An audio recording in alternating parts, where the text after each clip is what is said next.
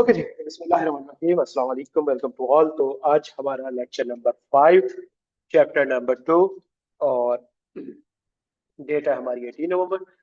तो शुरू करते हैं। और हम कर रहे थे चैप्टर नंबर 2, डाटा गवर्नेंस से रिलेटेड। डाटा गवर्नेंस से रिलेटेड हमने कहा था कि तमाम वो एक्टिविटीज होती हैं जो एक ऑर्गेनाइजेशन बाउंड होती है या वॉलेंट्री करती है। किस लिए करती है? ताकि जो भी डाटा उनके पास मौजूद है उस डाटे का सबसे बेहतरीन यूज किया जा सके, उनसे ज्यादा बेनिफिट उठाया जा सके। और वो कब पॉसिबल होता है? जब ऑर्गेनाइजेशन के पास मौजूद डाटा सिक्योर होता है, एक्यूरेट। डाटा का सिक्योर और एक्यूरेट होना क्यों जरूरी है, तो मुझे बताएगा। हाँ जी।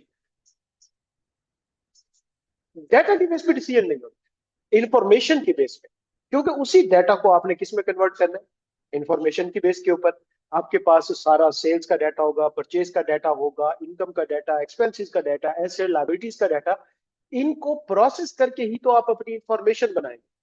और वो फाइनेंशियल स्टेटमेंट्स होती हैं। एज अकाउंटेंट हम अपने अकाउंट्स बनाते हैं, इंफॉर्मेशन बनाते हैं, और फिर उसी बेस के ऊपर जो हमारी मैनेजमेंट होती है वो डिसीजन लेती है। आने वाले टाइम के बारे में डिसीजन लेती है। क्या जी? आपने वेरिएंस एनालिसिस किया और आपको पता चला कि जनाब कुछ वेरिएंसेस पॉजिटिव है, कुछ वेरिएंसेस एडवर्स है। तो उनको आपने एनालाइज करना है और फैसला करना है कि जो आपकी वेरिएंसेस पॉजिटिव है उस ट्रेंड को रिपीट कैसे करना है, और जो आपकी वेरिएंसेस नेगेटिव है उनको अवॉइड कैसे करना है। तो एक्चुअली डिसीजन की एक्यूरेसी डिपेंड करती है किसके ऊपर? इंफॉर्मेशन की एक्यूरेसी। और इंफॉर्मेशन की एक्यूरेसी डिपेंड करती है किसके ऊपर? डाटा की एक्यूरेसी के ऊपर। तो डाटा एक्यूरेट रखने के लिए फिर पूरे का पूरा एक मैकेनिज्म बनाया जाता है जिसे हम क्या कहते हैं? Data governance. Data governance actually क्या है? ये आपकी वो पॉलिसीज है, लॉज है, प्रोसीजर है जो एक गवर्नमेंट को अपने डाटा के ऊपर अप्लाई करनी होती है टू इंश्योर डाटा एक्यूरेसी।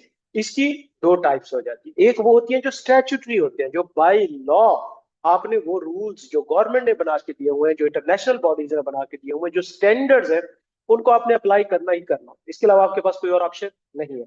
और दूसरा, बेस्ट प्रैक्टिसेस को अचीव करने के लिए ऑर्गेनाइजेशन खुद भी चाहिए होते हैं कि वो अपनी सिचुएशन के मुताबिक, अपने डिजायर के मुताबिक रूल्स एंड रेगुलेशन बनाए, ताकि जो डाटा उनके पास मौजूद है वो कंप्लीट या एक्यूरेट रहे। तो लिहाजा पहले टॉपिक के अंदर हमने इसके देखा था डाटा गवर्नेंस, उनके एलिमेंट, और कल हमने देखा था लेवल ऑफ मैनेजमेंट, कि किसी भी ऑर्गेनाइजेशन में कितने लेवल ऑफ मैनेजमेंट होते हैं? 3 लेवल ऑफ मैनेजमेंट होते हैं। और और इन तीनों का काम डाटा गवर्नेंस से रिलेटेड क्या क्या होता है? पहले तो मुझे तीनों लेवल बता दे कौन कौन से थे जल्दी से। Strategic level, tactical level and operational level. 3 level की मैनेजमेंट होती है। स्ट्रेटेजिक लेवल किसे कहते हैं?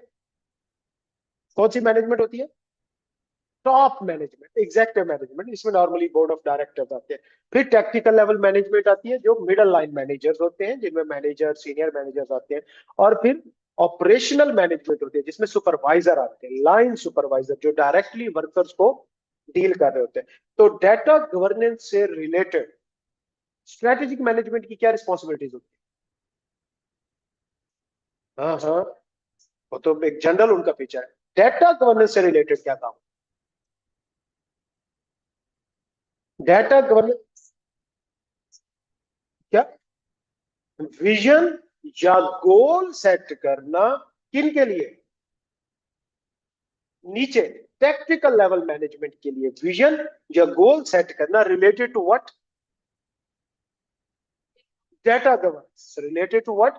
Data governance. स्ट्रेटेजिक मैनेजमेंट का काम क्या होता है? विजन या गोल सेट करना related to data governance. Guide करना किनको? Technical management. टेक्निकल मैनेजमेंट का क्या काम होता है स्पेसिफिकली डाटा गवर्नेंस से रिलेटेड? किस चीज का प्लान? हाँ, किनका गोल? जो स्ट्रेटेजी, टॉप मैनेजमेंट ने जो विजन दिया है या गोल दिया है उसको अचीव करने के लिए प्लान बनाना। जैसे स्ट्रेटेजिक मैनेजमेंट ने डिसीजन दिया कि हमने अगले 2 सालों के अंदर अंदर अपने आप को ईआरपी पे शिफ्ट करना, मैनुअल सिस्टम में डाटा रखने के बजाय, रजिस्टरों में रखने में, फाइलों में रखने के बजाय किस सिस्टम पे शिफ्ट करना है? हमने ईआरपी पे शिफ्ट करना है। तो ये उन्होंने विजन दे दिया, उन्होंने एक boundary they the, with in 2 year system कौन सा है? ईआरपी करना है, और सारे का सारा। अब आगे टेक्निकल मैनेजमेंट का काम है कि वो इसको step by step break down करे, ऑब्जेक्टिव बनाए कि अगले 1 महीने में हमने 10% करना है, 2 मंथ में 20% करना है, 3 मंथ्स में इतना करना है, इस तरह के हमने सिस्टम लेके चलने हैं, पहले किस डिपार्टमेंट से हमने शुरू करना है, ये सारा कुछ किसने बनाना होता है, प्लान किसने करना है, टैक्टिकल मैनेजमेंट। देन ये प्लान किसके लिए किया जा रहा होता है, ऑपरेशनल मैनेजमेंट के लिए। फिर ये प्लान ऑपरेशनल मैनेजमेंट को दिए जाते हैं और ऑपरेशनल मैनेजमेंट उन प्लान को क्या करती है, इंप्लीमेंट करवाती है, किनसे, लोगों से, वर्कर से। तो ये कल हमने ओवरऑल सारा एक देखा था, इन शॉर्ट समरी हमारे पिछले लेक्चर का एक रिकैप हो गया। आज हम बात करेंगे डाटा स्टोरेज से रिलेटेड। देखिए जिस तरह डाटा डाटा की बेसिकली 3-4 स्टेजेस होती है। सबसे पहला स्टेज होता है डाटा एक्विजिशन, डाटा क्रिएशन जिसको कहते हैं। फिर उस डाटा को हमने क्या करना होता है, स्टोर कर, कहीं ना कहीं हमने उस डाटा को रखना होता है। तो पुराने जमाने में डाटा कहां पे रखा जाता था, रजिस्टर। और रजिस्टर कहाँ रखे जाते थे, स्टोर्स में। रूम होते थे, बड़े बड़े वेयर हाउस होते थे, वहां पे वो फाइल ही फाइलें होती थी। कभी सरकारी इदारों में किसी उनके रजिस्टर ऑफिस में जाए, इतनी स्मेल होती है ना, अंदर खड़ा नहीं जाता। जिस दिन वो रूम खोलते हैं ना, उन्होंने कोई फाइल निकालनी